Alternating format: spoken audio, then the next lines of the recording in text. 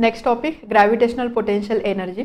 यानंतर आपण एक नवीन टर्म बघणार आहोत एस्केप वेलोसिटी. या एस्केप वेलोसिटीच्या डेरिव्हेशनसाठी आपल्याला ग्रॅव्हिटेशनल पोटेन्शियल एनर्जीचा यूज होणार आहे. तर हा टॉपिक तुम्हाला अगदी डिटेलमध्ये दिलेला नाही, बस ग्रॅव्हिटेशनल पोटेन्शियल एनर्जी म्हणजे काय आणि त्याचा फॉर्म्युला काय असतो ही इन्फॉर्मेशन इथे दिलेली आहे. What is potential energy? Potential एनर्जीचा आपण क्लास 9 मध्ये अभ्यास केलेला. पोटेन्शियल एनर्जी म्हणजे आपण बोलतो की एखाद्या ऑब्जेक्टच्या पोझिशनमुळे त्याच्यामध्ये जी एनर्जी स्टोर्ड असते तिला आपण बोलतो potential energy. Potential energy is energy possessed by an object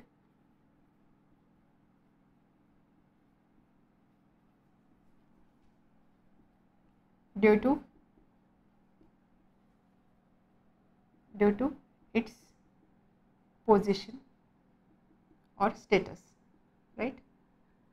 आपण असे म्हणत होतो की पोटेन्शियल एनर्जी ही एक रिलेटिव्ह टर्म आहे आणि पोटेन्शियल एनर्जीचा आपण फॉर्म्युला सुद्धा बघितलेला. Potential energy is equal to mgh. हा पोटेन्शियल एनर्जीचा आपण फॉर्म्युला बघितला. याचा अर्थ काय? सपोज एक ऑब्जेक्ट आहे ज्याचं मास आहे m, ठीक आहे. हा ऑब्जेक्ट h एवढ्या हाईटवरती आहे. एक ऑब्जेक्ट आहे ज्याचं मास आहे m, हा ऑब्जेक्ट h एवढ्या हाईटवर आहे. तर या ऑब्जेक्टची पोटेन्शियल एनर्जी असणार आहे mgh. याचं डेरिव्हेशन सुद्धा आपण बघितलं. आपण म्हणतो work done is equal to force into displacement, right. Force into displacement और that is equal to F into S. Force म्हणजे काय? या ठिकाणी आपल्याला ग्रॅव्हिटेशनल ॲक्सेलरेशनचा विचार करावा लागणार आहे. Force is equal to mass into acceleration, mass into gravitational acceleration म्हणजे M into G into S. This is work done. या ठिकाणी एस म्हणजे डिस्प्लेसमेंट, ऑब्जेक्टचं डिस्प्लेसमेंट किती होतं एच एवढ्या हाईटमधून. So work done is equal to M G H. आणि हे जे आपण बोलतो की वर्क डन आणि एनर्जी इंटरचेंजेबल असतं किंवा आपण असं बोलू शकतो हे जे वर्क डन आहे हे वर्क डन एनर्जी म्हणून स्टोअर होते and this is nothing but potential energy. Potential energy is equal to mgh. तेव्हा आपण असं बोलत होतो सपोज एखाद्या ऑब्जेक्टची हाईट जर 0 असेल, h इज इक्वल टू 0 असेल, मग त्या केसमध्ये पोटेन्शियल एनर्जीची व्हॅल्यू काय असणार आहे? Potential energy equal to 0. या सगळ्या गोष्टींचा आपण अभ्यास केलेला. सो त्यावेळेस आपण काय करत होतो, एखाद्या ऑब्जेक्टची पोटेन्शियल एनर्जी जर फाइंड करायची असेल आपण मासला जीची व्हॅल्यू जी आपण 9.8 और 10 metre per second square consider करतो ती व्हॅल्यू पुट करायचो, त्याला एचनी मल्टिप्लाय करायचो, त्यावरून आपल्याला पोटेन्शियल एनर्जीची व्हॅल्यू मिळायची. बट हा फॉर्म्युला प्रत्येक वेळेस व्हॅलिड असेल का? कारण इथे आपण जीची व्हॅल्यू कन्सिडर करतो let's say 9.8 meter per second square. But आपण आत्ताच बघितलं की व्हॅल्यू ऑफ जी कॉन्स्टंट नसते किंवा सेम नसते. व्हॅल्यू ऑफ जी चेंज होत राहते, विथ हाईट चेंज होते, विथ डेप्थ चेंज होते, सरफेसवरती सुद्धा चेंज होतो. सो थोडक्यात जीची जी व्हॅल्यू आहे जीची व्हॅल्यू कॉन्स्टंट नसते. आपण म्हणतो की जर आपण हाईटचा विचार केला, जशी हाईट इन्क्रीज होते तशी व्हॅल्यू ऑफ जी कमी होते. आपण बोलतो जशी हाईट वाढते तशी व्हॅल्यू ऑफ जी चेंज होते. आपण change of value of g with respect to height सुद्धा बघितल्या. जशी हाईट वाढते तशी जीची व्हॅल्यू चेंज होते. मग ह्या केसमध्ये हा जो फॉर्म्युला आहे किंवा ही जीची व्हॅल्यू आहे ही जीची व्हॅल्यू डिपेंड करणाऱ्या हाईटवरती, त्यामुळे हा फॉर्म्युला प्रत्येक वेळेस व्हॅलिड नसेल. मग आपण इथे हा फॉर्म्युला का यूज करत होतो? कारण आपण ज्यावेळेस या ठिकाणी हे जे रिलेशन बघितलं small g is equal to G M upon R square, right. हे रिलेशन आपण बघितलं. यामध्ये आरची व्हॅल्यू, आर म्हणजे काय? डिस्टन्स. जर आपण अर्थचा विचार केला तर आर म्हणजे काय असणार? सपोज हा ऑब्जेक्ट आहे, हे अर्थचं सेंटर आहे, तर हे जे टोटल डिस्टन्स आहे डिस्टन्स आहे आर, किंवा अर्थची रेडियस आर असेल आणि ऑब्जेक्ट अर्थच्या सरफेसपासून एच एवढ्या हाईटवर असेल तर आपण बोलतो G is equal to G M upon R plus H square, right. समजते? G is equal to G M upon R square. G आणि आर इन्व्हर्स रिलेशनमध्ये असतात.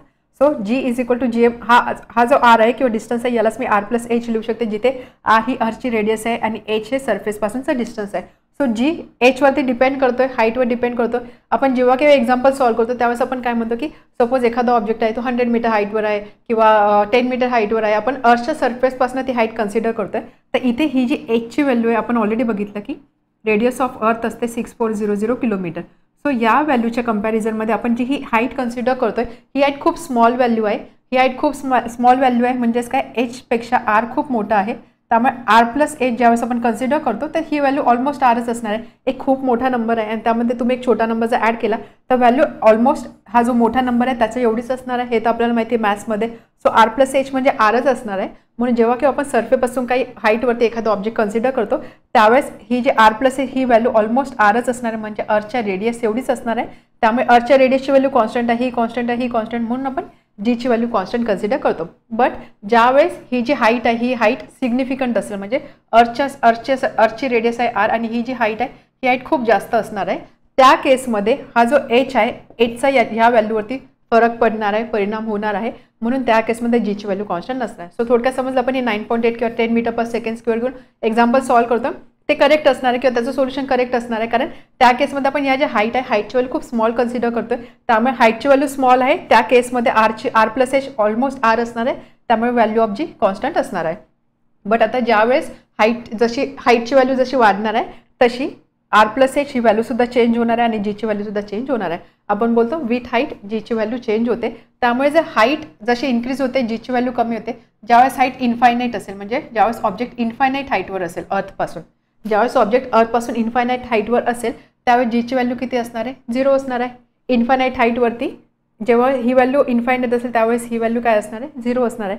म्हणजे आपण असं बोलू शकतो at infinite distance gravitational acceleration is 0, right. जीची व्हॅल्यू 0 असणार आहे, कारण इन्व्हर्स रिलेशन आहे, त्यामुळे असं आपण कन्सिडर करतो फॉर स्मॉलर हाईट्स, आणि त्यापेक्षा जर कमी हाईट असेल तर आपण असं कन्सिडर करतो value of g is negative. जीची व्हॅल्यू आपण काय कन्सिडर करतो, निगेटिव्ह कन्सिडर करतो. आणि ही जी ग्रॅव्हिटेशनल पोटेन्शियल एनर्जी ही दाखवली जाते निगेटिव्ह व्हॅल्यू कन्सिडर करतो, म्हणून इथे मायनस साईन असणार आहे, त्यानंतर मायनस GMM अपॉन आर. ठीक आहे. जी म्हणजे काय, universal gravitational constant. Capital M म्हणजे इथे आपण अर्थचा विचार करतोय, कॅपिटल एम म्हणजे अर्थचं मास असणार आहे, स्मॉल एम म्हणजे त्या ऑब्जेक्टचं मास असणार आहे, त्यानंतर आर म्हणजे काय असणार, आर असणार आहे अर्थच्या सेंटरपासून त्या ऑब्जेक्टचं डिस्टन्स, किंवा याला आपण असंही लिहू शकतो minus GMM upon R plus H. Radius of earth आणि अर्थच्या सरफेसपासून किती हाईटवर आहे ते डिस्टन्स, म्हणजे आर प्लस एच म्हणजे R. So this is formula for gravitational potential energy. Gravitational potential एनर्जीमध्ये इथे नेहमी निगेटिव्ह साईन असतं, मायनस GMM अपॉन आर. तर हा फॉर्म्युला तुम्हाला इथे लक्षात ठेवायचा आहे. याचं आपण एस्केप वेलॉसिटीच्या डेरिव्हेशनमध्ये करणार आहोत. Next term escape velocity. काही ठिकाणी एस्केप वेलॉसिटीला एस्केप स्पीड सुद्धा मेन्शन केलेलं तुम्हाला दिसेल. सो एस्केप वेलॉसिटी म्हणजे काय ते आपल्याला बघायचं आहे. खूप इंटरेस्टिंग टॉपिक आहे. अशी वेलॉसिटी ज्यामुळे एस्केप होणार आहे त्याला आपण बोलणार एस्केप वेलॉसिटी. सिंपल शब्दांमध्ये. बट कोणाचं एस्केप होणार आहे किंवा कुठून एस्केप होणार आहे ते आपल्याला समजून घ्यायचं आहे. त्यासाठी सिंपल एक्झाम्पल आपण ग्रॅव्हिटेशन चॅप्टर बघतोय. प्रत्येक ठिकाणी आपण अर्थच्या ग्रॅव्हिटेशनल फोर्सचा यूज करतोय. आपण बोलतो की अर्थ आपल्या आजूबाजूला असणार किंवा आपल्या जवळ असणाऱ्या सगळ्या ऑब्जेक्टवरती अर्थ तिचा ग्रॅव्हिटेशनल फोर्स एक्झर्ट करतं, किंवा आपण असं बोलू शकतो every object near earth is under influence of earth gravitational force. हे आपण आतापर्यंत बघितलेलं आहे. प्रत्येक ऑब्जेक्टवरती ग्रॅव्हिटेशनल फोर्स ॲक्ट होतो. ग्रॅव्हिटेशनल फोर्स डाऊनवर्ड डायरेक्शनमध्ये असतो, त्यामुळे अर्थ जी आहे ती प्रत्येक ऑब्जेक्टला आपल्या दिशेने किंवा डाऊनवर्ड दिशेमध्ये पुल करण्याचा ट्राय करते. हे सुद्धा आपण बघितलं. त्यासाठी आपण एक एक्झाम्पल घेतलं. सपोज एक बॉल आहे, एक बॉल किंवा प्रोजेक्टाईल आपण बोलू. एक बॉल आहे, तो बॉल मी थ्रो केला. बॉल घेतला, बॉल थ्रो केला. बॉल घेतला, असा थ्रो केला. सपोज तो या हाईटपर्यंत रीच झाला आणि त्यानंतर बॉल खाली येणार आहे. हे सुद्धा आपल्याला माहिती आहे. बॉल जर मी फेकला तो बॉल फायनली तर ग्राउंडवरच येतो, वर जातो आणि त्यानंतर खाली ग्राउंडवर येतं.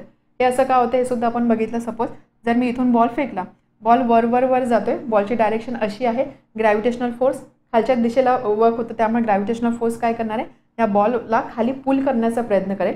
बॉल वर जातोय, ग्रॅव्हिटेशनल फोर्स बॉलला खाली पुल करते, त्यामुळे काय होते, या बॉलची जी वेलॉसिटी आहे ही वेलॉसिटी कमी होते. बॉलची वेलॉसिटी कमी होते. वर जाऊन एक पॉईंट असा येईल की या ठिकाणी बॉलची वेलॉसिटी 0 झालेली असेल आणि त्यानंतर अगेन बॉल या दिशेला या डायरेक्शनमध्ये खाली येण्यास सुरुवात करेल. आता बॉलची डायरेक्शन आणि ग्रॅव्हिटेशनल फोर्स एकाच दिशेमध्ये आहे, त्यामुळे या ठिकाणी बॉलचा स्पीड इन्क्रीज होणार आहे. हे सगळं आपण बघितलं, बरोबर. बॉल वर फेकला, स्पीड कमी झाला, इथे गेला 0 झाला, खाली आला, बॉलचा स्पीड वाढत बॉल खाली आलेला आहे. जर आता मी बॉल अजून जास्त स्पीडनी फेकला, बॉल जर मी जास्त स्पीडनी फेकला तर काय होणार, जास्त मी फोर्स अप्लाय केला, जास्त फोर्सने बॉल वर फेकला तर काय होणार आहे, बॉल इथून जर मी फेकते तर मे बी तो इथे जाऊन पोहोचेल असा आणि त्यानंतर परत असा खाली येईल. जर मी अजून फोर्स अप्लाय केला, अजून जास्त वेलॉसिटीने बॉल वर फेकला तर अगेन बॉल अजून वर जाणार, खाली येणार. म्हणजे जसं जसं मी फोर्स वाढवेल किंवा जसे जसे मी वेलॉसिटी वाढवेल तसं तसं बॉलनी अचीव केलेली हाईटसुद्धा वाढणार आहे. बट फायनली बॉल तर खालीच येणार आहे. बॉल खाली काय येतं, बॉल खाली येतं because of earth gravitational force. But अशी सुद्धा एक केस असू शकते की ज्या केसमध्ये मी बॉलला एवढी वेलॉसिटी दिली, मिनिमम वेलॉसिटी, कमीत कमी एवढी वेलॉसिटी मी बॉलला दिली की आता बॉल काय होतं, बॉल त्या खूप हाय वेलॉसिटी असणार आहे, ह्या वेलॉसिटीची व्हॅल्यू खूप हाय असणार आहे. मी हळूहळू वेलॉसिटी वाढवते आणि एका पर्टिक्युलर व्हॅल्यूवरती वेलॉसिटी जर जाऊन पोहोचली त्या केसमध्ये काय होणार आहे, बॉल असा वर जाईल, बॉल वर जात राहील, बॉल कधीच खाली येणार नाही. बॉल कधीच खाली येणार नाही. तर ही जी वेलॉसिटी असते, ज्या वेलॉसिटीला बॉल कधीच खाली ग्राउंडकडे रिटर्न नाही होणार, ती जी मिनिमम वेलॉसिटी असते तिला आपण बोलतो एस्केप वेलॉसिटी. समजलं सिंपल अर्थ. अशी वेलॉसिटी की ज्या वेलॉसिटी मी बॉल असा वर फेकला, इतका जोरात फेकला, इतका स्पीडने मी फेकला बॉल की तो बॉल परत अर्थकडे आलाच नाही, तो बॉल वर निघून गेला. ही जी वेलॉसिटी असते या वेलॉसिटीला आपण बोलतो एस्केप वेलॉसिटी. अजून डिटेलमध्ये समजून घ्यायचं असेल तर बॉल वर जातोय. ठीक आहे, आपण काय म्हणतो की बॉल अशी वेलॉसिटी आहे की बॉल मी वर थ्रो केला, आयडियली तो बॉल तर खाली यायला पाहिजे होता. वेलॉसिटी इतकी जास्त आहे की हा जो बॉल आहे हा असा वर वर वर गेलेला आहे. बॉल खाली येत नाही आहे. बॉल खाली येत नाही म्हणजे बॉलवर काय वर्क नाही होते, बॉलवरती ग्रॅव्हिटेशनल फोर्स वर्क होत नाही आहे. बरोबर, कारण ह्या केसेसमध्ये काय होतं, बॉलवर ग्रॅव्हिटेशनल फोर्स वर्क होतं, त्यामुळे बॉल खाली पुल केला जातोय. बॉल खाली येत नाही म्हणजेच काय, या बॉलवर ॲक्ट होणारा ग्रॅव्हिटेशनल फोर्स काय आहे, 0 आहे. बॉलवर ॲक्ट होणारा ग्रॅव्हिटेशनल फोर्स 0 आहे. बॉलवर ॲक्ट होणारा ग्रॅव्हिटेशनल फोर्स 0 आहे म्हणजेच काय, बॉल ग्रॅव्हिटेशनल फील्डच्या बाहेर आहे. बरोबर, ग्रॅव्हिटेशनचा इन्फ्लुएन्सच बॉलवर नाही आहे, त्यामुळे बॉलवर ॲक्ट होणारा ग्रॅव्हिटेशनल फोर्स 0 आहे. म्हणजेच काय, बॉलने काय केलेलं आहे, ball has crossed gravitational field. Gravitational field बॉलने क्रॉस केलेला आहे. बॉल ग्रॅव्हिटेशनल फील्ड केव्हा क्रॉस करू शकतो, जेव्हा तो पोहोचेल ॲट इन्फायनाईट डिस्टन्स. कारण आपण काय म्हणतो की अर्थचं ग्रॅव्हिटेशनल फील्ड किंवा ग्रॅव्हिटेशनल इन्फ्लुएन्स सगळीकडे आहे. हे इन्फ्लुएन्स किंवा हे ग्रॅव्हिटेशनल फील्ड कुठे संपतं, इन्फायनाईट डिस्टन्सवरती संपतं. जर बॉलने ग्रॅव्हिटेशनल फील्ड क्रॉस केलेला आहे म्हणजेच काय, बॉल कुठे जाऊन पोहोचला आहे, बॉल इन्फायनाईट डिस्टन्सवरती जाऊन पोहोचलेला आहे. ॲट इन्फायनाईट डिस्टन्स म्हणजे डिस्टन्स ज्यावेळेस इन्फिनिटी असेल त्या केसमध्ये बॉलवरचा ग्रॅव्हिटेशनल फोर्स 0 आहे. ग्रॅव्हिटेशनल फोर्स 0 आहे म्हणजे बॉलवर जर बॉलला कोणी खाली पुलच करत नाही आहे, बॉलला खाली कोणी पुल करत नाही आहे, त्यामुळे बॉल काय होतं, बॉल खाली येतच नाही आणि बॉल असं करत करत करत वरती निघून जातो. And this is called as escape. याला आपण बोलतो एस्केप. बॉल काय करतोय, एस्केप करतोय. इथे जाऊन इन्फायनाईट डिस्टन्स नंतर बॉल रेस्टला येतोय किंवा आपण बोलू शकतो वेलॉसिटी 0 होते. तर ही जी वेलॉसिटी असते की ज्या वेलॉसिटीमुळे बॉल एस्केप करतो, बॉल एस्केप करतो म्हणजे काय, ग्रॅव्हिटेशनल फील्डला ओव्हरकम करून बॉल ग्रॅव्हिटेशनल फील्डच्या बाहेर जातोय, त्या केसमध्ये ती जी मिनिमम वेलॉसिटी असते त्या वेलॉसिटीला बोलतो एस्केप वेलॉसिटी. समजलं एस्केप वेलॉसिटी म्हणजे काय. बट आता जसं मी आधीच बोलले की आपण हे अर्थच्या रेफरन्सने घेतोय, अर्थचा विचार करतो. बट असं नाही की एस्केप वेलॉसिटी ही टर्म फक्त अर्थपुरता लिमिटेड आहे. ही टर्म बाकीसुद्धा प्लॅनेटसाठी असणार आहे. म्हणजे मूनसाठी एक वेगळी एस्केप वेलॉसिटी असणार आहे, ज्युपिटरसाठी वेगळी एस्केप वेलॉसिटी असणार आहे, अर्थसाठी वेगळी एस्केप वेलॉसिटी असणार आहे. समजलं. So what is escape velocity, minimum velocity. नेहमी लक्षात ठेवा, ही जी वेलॉसिटी आहे ही मिनिमम वेलॉसिटी, कमीत कमी एवढी वेलॉसिटी पाहिजे. ठीक आहे, म्हणून प्रत्येक ठिकाणी आपण मिनिमम वर्ड मेन्शन करतोय. Minimum velocity to escape any planets, किंवा इथे आपण अर्थ घेऊ, minimum velocity to escape any planets gravitational field. कोणत्याही प्लॅनेटचा ग्रॅव्हिटेशनल फील्ड ओव्हरकम करण्यासाठी किंवा तिथून एस्केप होण्यासाठी जो स्पीड लागतो त्या स्पीडला किंवा त्या वेलॉसिटीला आपण बोलतो escape velocity. Object will not come back. तर या केसमध्ये काय होणार, ऑब्जेक्ट असा निघून जाईल, ऑब्जेक्ट कधीच खाली येणार नाही. ही जी वेलॉसिटी असते हिला आपण बोलतो एस्केप वेलॉसिटी. समजलं एस्केप वेलॉसिटी म्हणजे काय. सो लक्षात घ्यायचं की व्हॉट इज एस्केप वेलॉसिटी. सगळ्यात गोष्ट एस्केप वेलॉसिटी म्हणजे काय असते, मिनिमम वेलॉसिटी असते. कशाची मिनिमम वेलॉसिटी, बॉलला एस्केप करण्यासाठी. बॉल किंवा ऑब्जेक्ट किंवा एक इथे आपण मेन्शन केलेलं आहे ऑब्जेक्टच. ओके, एखाद्या ऑब्जेक्टला एस्केप करण्यासाठी जी वेलॉसिटी लागते तिला आपण बोलतो एस्केप वेलॉसिटी. काय एस्केप करायचं आहे, जर मी अर्थ कन्सिडर केलं तर अर्थचं ग्रॅव्हिटेशनल फील्ड एस्केप करायचं आहे. ग्रॅव्हिटेशनल फील्ड एस्केप करते म्हणजे अर्थचं ग्रॅव्हिटेशनल फील्ड हे ओव्हरकम करून त्या बॉलला बाहेर जायचं आहे. ग्रॅव्हिटेशनल फील्ड त्याला ओव्हरकम करायचं म्हणजेच काय, त्याला अशा ठिकाणी जायचं की जिथे अर्थचा ग्रॅव्हिटेशनल फोर्स त्या बॉलवर काहीच नसणार आहे. म्हणजे ग्रॅव्हिटेशनल फोर्स त्या ठिकाणी काय असणार आहे, 0 असणार आहे. ग्रॅव्हिटेशनल फोर्स 0 पाहिजे. ग्रॅव्हिटेशनल फोर्स 0 कुठे पॉसिबल आहे, ज्यावेळेस डिस्टन्स इन्फायनाईट असेल. इन्फायनाईट डिस्टन्सवरती ग्रॅव्हिटेशनल फोर्स 0 आहे म्हणजे बॉलला कुठे पोहोचायचं आहे, बॉलला इन्फायनाईट डिस्टन्स कव्हर करायचं आहे ज्या ठिकाणी ग्रॅव्हिटेशनल फोर्स 0 असणार आहे. ग्रॅव्हिटेशनल फोर्स 0 काय, कारण तिथे ग्रॅव्हिटेशनल फील्ड जे आहे ते तिथे प्रेझेंट नाही आहे. म्हणजेच काय, या ठिकाणी बॉल जो आहे तो बॉल जाऊन रेस्टला येणार आहे किंवा बॉलची वेलॉसिटी ते 0 होणार आहे. म्हणजे फायनल वेलॉसिटी 0 राहणार आहे आणि बॉल परत अर्थकडे येणार नाही. ही जी वेलॉसिटी असते हिला आपण बोलतो एस्केप वेलॉसिटी. अर्थसाठी एस्केप वेलॉसिटीची स्टँडर्ड व्हॅल्यू आहे 11.2 किलोमीटर पर सेकंड. ठीक आहे, याचा अर्थ काय, अर्थवरती एखादा ऑब्जेक्ट जर तुम्हाला असं पाहिजे की एक बॉल मी घेतला, हा बॉल मला परत यायलाच नको, हा बॉल मला फेकून द्यायचा आहे, तो परत इथे अर्थकडे यायला नको, त्यावेळेस तो जो बॉल आहे तो बॉल मला किती स्पीडने फेकावा लागेल, 11.2 किलोमीटर पर सेकंड. आता बघा ही व्हॅल्यू बघा, ही व्हॅल्यू किती हाय आहे, 11.2 किलोमीटर म्हणजेच काय, मीटर पर सेकंड. याचा अर्थ काय, 1 सेकंडमध्ये त्या बॉलनी किती डिस्टन्स कव्हर केलं पाहिजे. 1 सेकंडमध्ये बॉलनी 11,200 मीटर एवढं डिस्टन्स कव्हर केलं पाहिजे. विचार करून बघा, एका सेकंदामध्ये एवढं डिस्टन्स कव्हर केलं पाहिजे. जर ह्या स्पीडनी जर मी बॉल फेकला तर तो बॉल परत अर्थवरती येणार नाही.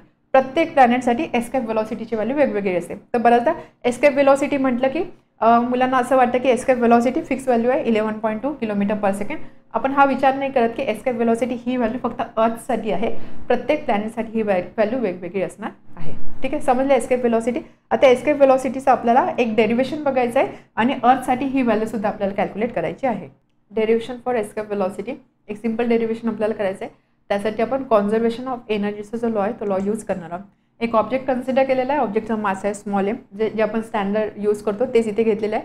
Object of mass M thrown with velocity escape, V escape. ठीक आहे, हे एस्केप वेलॉसिटीने आपण तो ऑब्जेक्ट थ्रो किंवा जो ऑब्जेक्ट जसं मास एम आहे तो ऑब्जेक्ट थ्रो केलेला आहे. Mass of earth is capital M, radius of earth capital R, हे आपल्याला माहिती आहे. तर आता यामध्ये काय होतं, ऑब्जेक्ट जो आहे तो ऑब्जेक्ट आपण सरफेसवरून ऑब्जेक्ट थ्रो करतोय. सरफेसवरून ऑब्जेक्ट असं जातोय आणि ऑब्जेक्ट कुठे जाऊन पोहोचतो, आपण म्हणतोय की एस्केप वेलॉसिटी म्हणजे it is related to infinite distance. Object कुठे पोहोचतोय, इन्फायनाईट डिस्टन्सवर पोहोचतोय. So from surface of earth to infinite distance किंवा ह्या लोकेशनला ऑब्जेक्ट पोहोचत आहे. आपण इथे यूज करणार आहोत law of conservation of energy. Law of conservation of एनर्जीच्या अकॉर्डिंग आपण काय म्हणतो, initial total energy is equal to final total energy किंवा total energy 1 is equal to total energy 2 किंवा potential energy plus kinetic energy पहिले initial कंडिशनला असणारी that is equal to potential energy plus kinetic energy final कंडिशनमध्ये. हे आपण बघितलेलं. तर आपल्याला तेच इथे यूज करायचं आहे. त्यासाठी आपण 2 केसेस घेऊया. फर्स्ट केस ज्यावेळेस तो ऑब्जेक्ट सरफेसवर आहे. सेकंड केस ज्यावेळेस तो ऑब्जेक्ट इन्फायनाईट डिस्टन्सवर जाऊन पोहोचलेला आहे.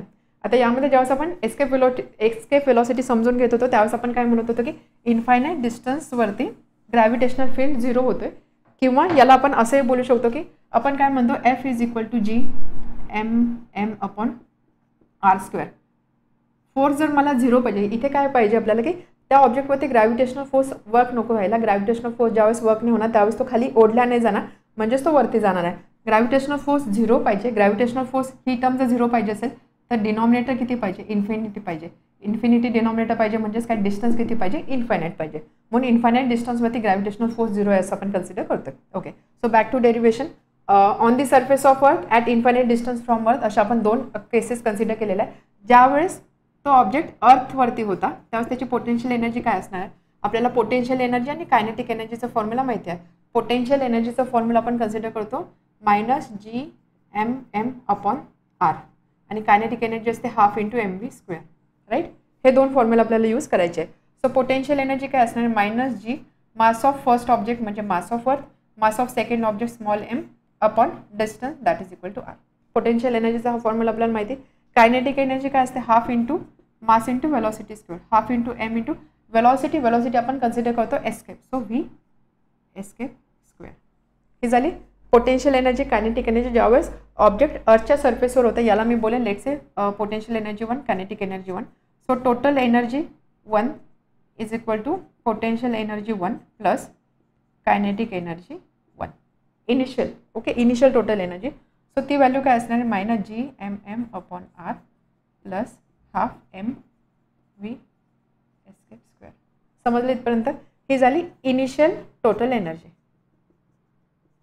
Initial total energy. आता ऑब्जेक्ट ग्राउंडपासून निघाला इन्फिनिटीवरती जाऊन पोहोचलेला आहे. ज्यावेळेस तो ऑब्जेक्ट इन्फायनाईट डिस्टन्सवर जाऊन पोहोचतोय त्यावेळेस त्याची पोटेन्शियल एनर्जी काय असणार आहे. पोटेन्शियल एनर्जी काय असते, potential energy -GMM upon R. Infinite डिस्टन्सवर गेलेला आहे म्हणजे डिनॉमिनेटर हे डिस्टन्स काय, डिस्टन्स असणार आहे infinity. So potential energy is equal to -GMM upon infinity. So potential energy किती असणार आहे, 1 upon infinity that is equal to 0. So potential energy 2 किती असणार आहे, 0.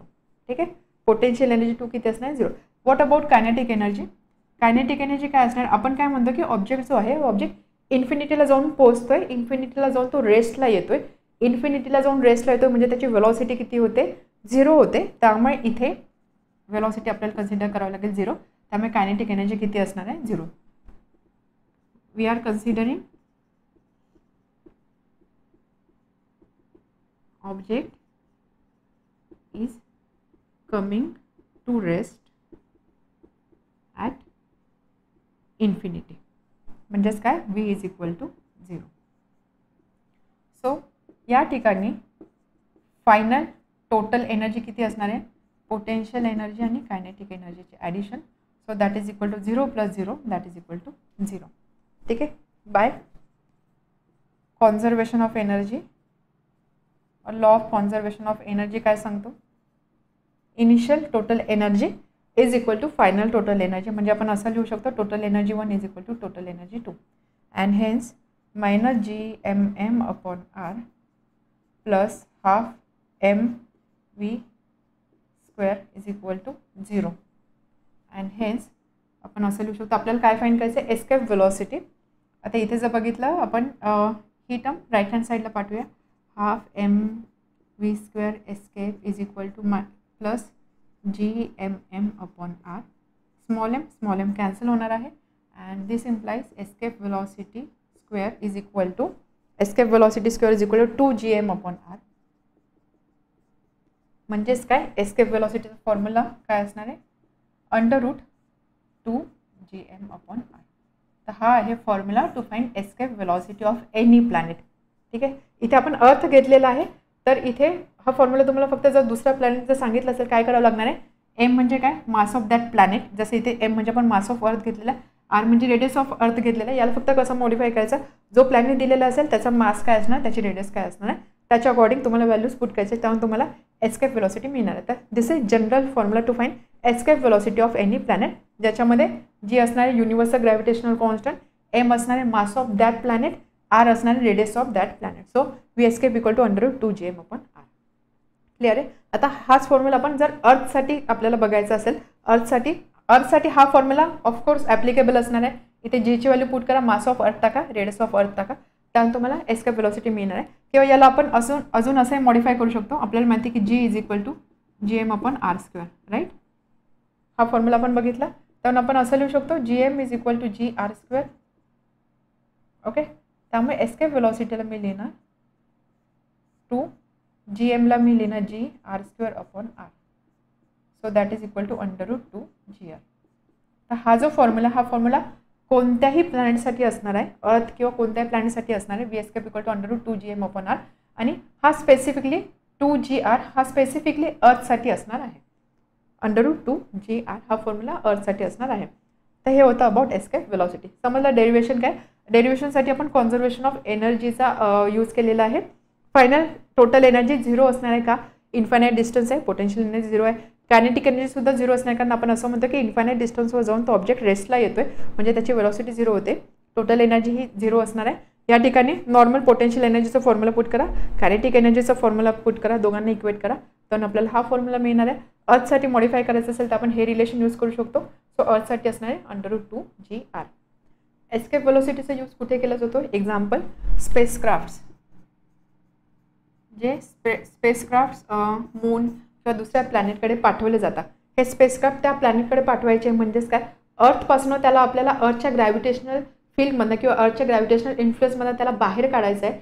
त्यामुळे ही वेलॉसिटी दिली जाते, मिनिमम वेलॉसिटी, किंवा आपण असं बोलू 11.2 km/s पेक्षा जास्त वेलॉसिटी दिली जाते, किंवा velocity higher than escape velocity यांना दिली जाते. त्यामुळे काय होतं, ते अर्थचं ग्रॅव्हिटेशनल फील्ड ओव्हरकम करता, ते क्रॉस झाल्यानंतर मग ते पुढच्या प्लॅनेटकडे किंवा पुढच्या ऑब्जेक्टकडे जाऊ शकतात. ठीक आहे. आता यावर आधारित या फॉर्म्युल्यावर आधारित आपण एक क्वेश्चन सॉल्व करूया, न्यूमरिकल. सो क्वेश्चन तुमच्या टेक्स्टबुकमध्ये जे सॉल्व एक्झाम्पल आहे त्यामध्येच दिलेलं आहे. Calculate the escape velocity on the surface of moon given the mass radius of moon to be. Okay. तर आता आपण ही जी व्हॅल्यू काढली, हा जो फॉर्म्युला डिराईव्ह केलेला आहे, या फॉर्म्युलाचा यूज करून आपल्याला एस्केप वेलॉसिटी कॅल्क्युलेट करायची आहे. कशासाठी, मूनसाठी. तर यामध्ये आपण एक राहिलं आपलं, आपण अर्थसाठी एस्केप वेलॉसिटी जी आपण बोलतो 11.2 km/s ती कॅल्क्युलेट केली नाही. आपण काय म्हणतो, एस्केप वेलॉसिटी. सो न्यूमरिकलच्या आधी आपण हे बघूया. Escape velocity is equal to √2gr for earth असं आपण बोलतोय. ठीक आहे. अर्थसाठी जर मला एस्केप वेलॉसिटी कॅल्क्युलेट करायची असेल तर 2 × जीची व्हॅल्यू आपण कन्सिडर करणार 9.8 आणि अर्थची रेडियस किती असते, r is equal to 6400 kilometer, ज्याला आपण असं लिहितो 6.4 × 10⁻⁶. ठीक आहे. हा प्रॉडक्ट फाइंड करा. हा प्रॉडक्ट फाइंड करा, त्याचं रूट घ्या, ही व्हॅल्यू जी असेल ही व्हॅल्यू येईल 11.2 kilometre per second. This is escape velocity for earth. Calculation मी ते दाखवत नाही, सिम्पल कॅल्क्युलेशन आहे. प्रॉडक्ट घ्या, रूट फाइंड करा, एस्केप वेलॉसिटी येईल 11.2 किलोमीटर पर सेकंड. आता क्वेश्चनमध्ये आपल्याला सांगितलं आपल्याला एस्केप वेलॉसिटी कॅल्क्युलेट करायची आहे. कशासाठी? मूनसाठी. मूनसाठी करायची म्हणजे आपल्याला कोणता फॉर्म्युला यूज करावा लागेल? जो जनरलाइज फॉर्म्युला आपण घेतला की जो कोणत्याही प्लॅनेटसाठी ॲप्लिकेबल आहे. Escape velocity is equal to √2 gm/r. हा कोणत्याही प्लॅनेटसाठी ॲप्लिकेबल आहे. आपल्याला फाइंड करायची escape velocity on the surface of moon given mass and radius of moon. Mass दिलेला आहे म्हणजे कॅपिटल एमची व्हॅल्यू दिलेली आहे 7.34 × 10⁻22 आणि त्यानंतर रेडियस दिलेली आहे मूनची 1.74 × 10⁻6 मीटर. मास आहे, मास इज इन kg. त्यानंतर व्हॅल्यू ऑफ जी आपल्याला माहिती आहे 6.67 × 10⁻11 newton metre square plus kg². Universal constant आहे, त्यामुळे हा कोणत्याही प्लॅनेटसाठी ॲप्लिकेबल, ही व्हॅल्यू ॲप्लिकेबल असणार आहे. सो एस्केप वेलॉसिटी आपल्याला फाइंड करायची. हा फॉर्म्युला आपण यूज करतोय. This is formula of escape velocity on surface of any planet. Okay, earth moon कोणत्याही प्लॅनेटसाठी. आणि जर मी इथे स्मॉल जी घेते तर हे स्पेसिफिकली अर्थसाठी असणार आहे. So escape velocity 2 × g 10⁻11 × m upon r.